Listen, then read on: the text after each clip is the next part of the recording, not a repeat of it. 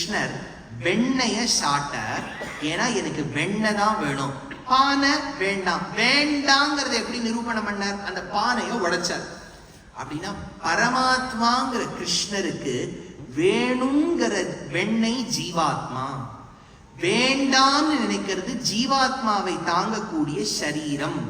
அதனால தான் தனக்கு வேணுங்கிற ஜீவாத்மாவை சரீரத்துக்கிட்டேந்து எடுத்துட்டு பானை ஸ்வரூபத்துல இருக்கக்கூடிய உடம்பை நெருப்புல எரிச்சுட்டு தான் அந்த ஜீவாத்மாவை எடுத்துக்கிறான். அப்படின்னா நவநீத சௌரியம் என்பதும் ஒரு பரமாத்மா ஜீவாத்மாவை ஏற்றுக்கொள்ளுதல் தான். அதனால தான் புரந்தரதாசர் ஒரு பெரிய மகான் கர்நாடக பிரதேசத்துல இருந்தார்.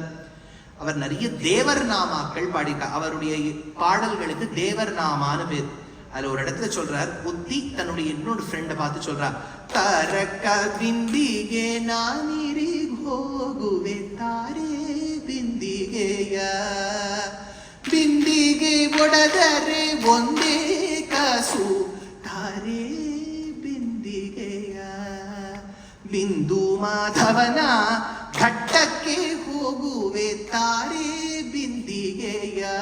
எப்படி ஒரு பானையை எடுத்து கொண்டு வா, பானை உடைந்து விட்டால் கவலைப்படாதே, இன்னொரு பானை வாங்கிக் கொள்ளலாம்னு அர்த்தம் என்னன்னா, ஷரீரம் மாறிக்கொண்டே இருக்கும். ஷரீரத்தின் மீது பகவானுக்கு அபிருச்சி இல்லை, ஆத்மாவில் தான் அபிருச்சி. பரமாத்மாவுக்கு ஜீவாத்மா பிடிச்ச மாதிரி கிருஷ்ணருக்கு வெண்ணெய் பிடிக்கும். அதனால வெண்ணெய் திருடினதும் வேதாந்த பரமான விஷயம்தான் என்பது காட்டியதால் கிருஷ்ணம் வந்தே ஜெகத்குரும், பரமாத்மா ஜீவாத்மாவுக்கு வித்தியாசம் காண்பிச்சார் பகவான். இப்போ ஒரு குழந்தை நம்ம அதுக்கு வருதுன்னு வச்சுக்கோ, யாராவது குழந்தை ரொம்ப நல்ல இளம் குழந்தையா இருக்கும், 2 வயசு 3 வயசு. இப்போ நீங்க அந்த குழந்தையை கொஞ்சணும்னு நினைக்கிறீங்க, அது அதனுடைய கட்டி தழுவி அதை தூக்கி பிடிச்சு கொஞ்சணும்னு நினைக்கிறேன். என்ன பண்ண முடியும்? குழந்தாய், ஷரீரம் வேறு, ஆத்மா வேறு. ஆத்மா என்பது நித்தியம், ஷரீரம் என்பது அனித்தியம்.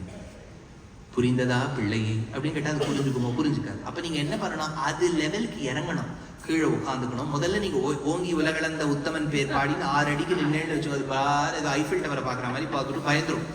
முதல்ல நீங்க அது கண் லெவலுக்கு இறங்கணும், உட்காந்துக்கணும். அது கண்ணை பார்க்கணும். வாடா ராஜா, வா வா வா வா வா. எந்த எந்த துவனிகளை செய்தால், எப்படி கண்ணை சுழற்றினால், எப்படி குரலை மாற்றிக்கொண்டால், எப்படி விரல்களை தழுவ அழைத்தால் அந்த குழந்தை வருமோ, you will make yourself so conducive and accessible so that a child of that caliber can see a certain love in you. நீங்க அந்த குழந்தை கிட்ட பகவத்கீதையில் 18 அத்தியாயம் முதல் சட்டம் அது புரியுமோ? புரியாது, அது வரவே வராது. அப்புறம் நமக்கு ஒரே சந்தோஷம், நான் கூட்டேன் அது வரலன்னு சந்தோஷப்பட்டுருவா. அது லெவலுக்கு இறங்கினா தானே புரியும். சர்வலோகேஸ்வரன் அர்ஜுனனை பார்த்து சொல்றார், மாமேகம் சரணம் பிரஜ. இந்த உலகத்தை படைத்து காத்து அழிக்கின்றவன் யார் என்று தெரியுமா அர்ஜுனா? இப்படி நிக்கிறார் இல்லையா?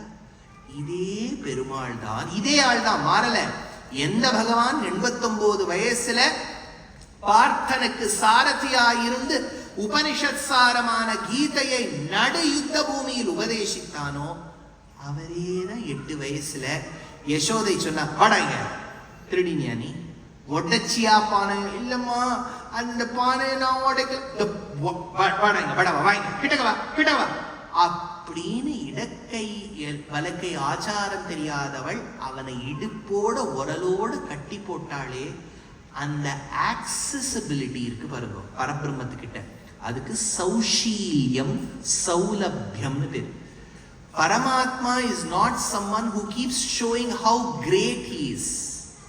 Paramatma is someone who shows his people how accessible he is. நம்மளோட கூட பழகணும். அந்த அந்த மாடோடோ சரி, கண்ணுக்குட்டியோடையும் சரி, காதுல கட்டெரும்பை விட்டுட்டு அது விளையாடி அதுவோட இதுவோட அப்படி இருந்தால்தான். அதனால தான் ஞாபகம் வச்சுக்கோ, ராமாவதாரத்துக்கு எத்தனையோ பெருமை இல்லைன்னே கிடையாது. ராமாயணம்ங்கிறது ஒரு சாஸ்திரமே. But why was Krishna more popular? Because of his complete accessibility.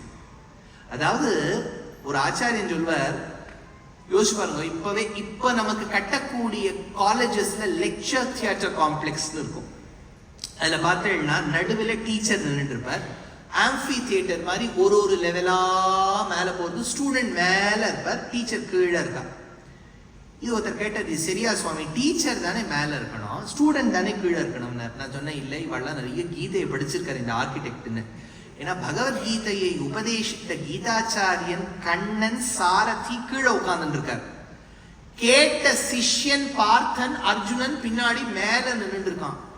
எந்த அளவுக்கு அவன் நின்னான், எந்த அளவுக்கு இவர் கீழே உட்கார்ந்துட்டார்னா அர்ஜுனனுடைய செருப்பு பெருமாள் முதுகுல தேயுமா. அப்படின்னா ஒரு ஆச்சாரியன் எந்த அளவுக்கு சௌஷீல்யமா இந்த காலத்துல இருக்காருன்னா, கேட்டா போரும், செருப்பை எங்க வேணாலும் வை, நான் உனக்கு உபதேசம் பண்றேன்னு பண்ண வருவான். அதுதான் ஆக்சசிபிலிட்டிங்கிறது. Only if you are accessible. அடியேனே உபன்யாசம் சொல்ல ஆரம்பிச்ச போதும் சரி, இப்போவும் சரி, எல்லாரும் என்ன சொல்லுவாங்கன்னா, நீங்க ஒரு உயர்ந்த விஷயத்துக்கு நார்மல் எக்ஸாம்பிள்ஸ் கொடுக்குறேன், அந்த ஸ்டாண்டர்டை மெயின்டைன் பண்ணுங்கப்பா. இப்போ என் உபன்யாசம் கேட்டுட்டு நீங்கள்லாம் ரொம்ப நன்னா பேசுறாரு, ஒண்ணுமே புரியல அப்படின்னு சொல்லணுங்கிறது என்னுடைய ஆசையா, இல்ல ஏறக்குறைய நமக்கு புரியுற மாதிரி பேசினார்னு சொல்றது எனக்கு அச்சீவ்மெண்டா? யோசிச்சு பாருங்களேன். Am I here to impress upon you with my scholastic achievements, or am I here to make the last person understand every bit of what I have to say? அதுதானே கிருஷ்ணாவதாரம் எடுத்த போது his objective was everybody should feel I'm accessible. துரியோதனனுக்கும் நான் ஆக்சசிபிளா இருக்கணும், அர்ஜுனனுக்கும் இருக்கணும், ஒரு பெண்ணான திரௌபதிக்கும் இருக்கணும், அத்தையான குந்திக்கும் இருக்கணும், சகுனியோடையும் நான் நன்னா பேசணும். அவர் அந்த காலத்து சோ மாதிரி எல்லாரோடையும் பேசுவார். அவருக்கு இந்த பார்ட்டி அந்த பார்ட்டி கிடையாது, எல்லாரோடையும் பேசுவார். நன்னா கர்ணனோட பேசுவார், நன்னா இவாத்துக்கு போயிட்டு வருவார், அவருக்கு போயிட்டு வருவார். இவர் யாரை சப்போர்ட் பண்ணுவார்னே எனக்கு பல பேர் தெரியாது. அந்த மாதிரி கிருஷ்ணன் லாஸ்ட் மினிட் வரைக்கும் he will keep them on pins and needles. அந்த மாதிரி ஒரு ஆக்சசிபிலிட்டி அது எங்க தெரியுது? ஒரு யசோதை கையால் கட்டுண்டான். ஞாபகம் வச்சுக்கோ, யசோதை வாடாங்க கிடக்க வேடா, நீ பானை உடைச்சதா கிடக்க அப்படின்னு அந்த தழும்பு கயிறை கட்டி விடுறா. யோசிச்சு பாருங்க, அந்த தழும்பு கயிறு, அந்த ஸ்கார் பெருமாள் இடுப்புல இருக்கு.